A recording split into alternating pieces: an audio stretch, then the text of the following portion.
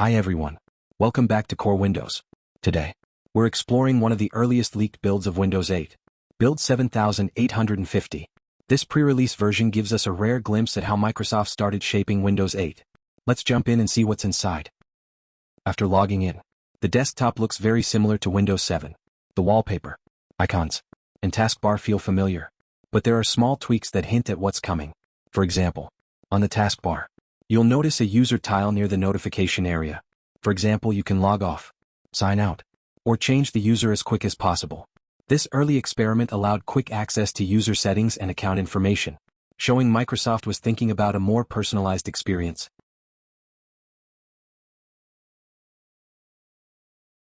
The Start menu is still the classic design from Windows 7. No Metro Start screen yet. Microsoft wasn't ready to show it in this build.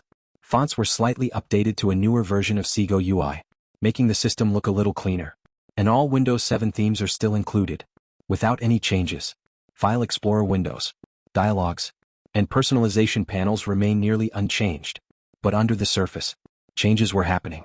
This build was more of a bridge between Windows 7 and the future direction Microsoft wanted to take.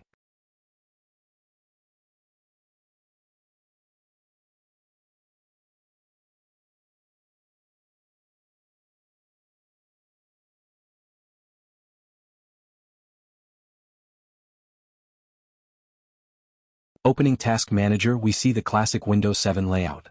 The redesigned Task Manager wouldn't appear until later builds. Control Panel and other system tools are still the same.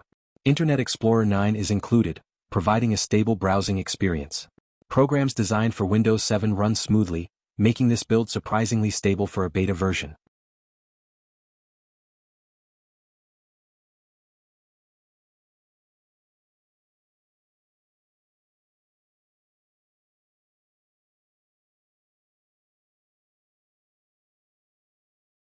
One interesting historical note.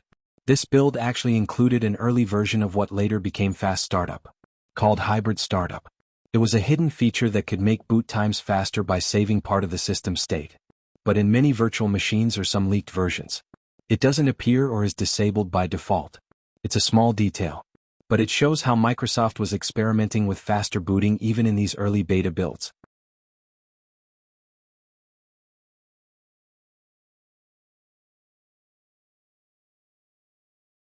Performance in Build 7850 is solid. Applications open quickly, Windows respond well, and the interface feels snappy. Even without Metro or Ribbon UI, the system is usable for everyday tasks. Features like the taskbar user tile give a glimpse of personalization trends that would expand in later Windows versions. It's fascinating to see how Windows 8 started small with subtle tweaks before introducing the major changes in the final release.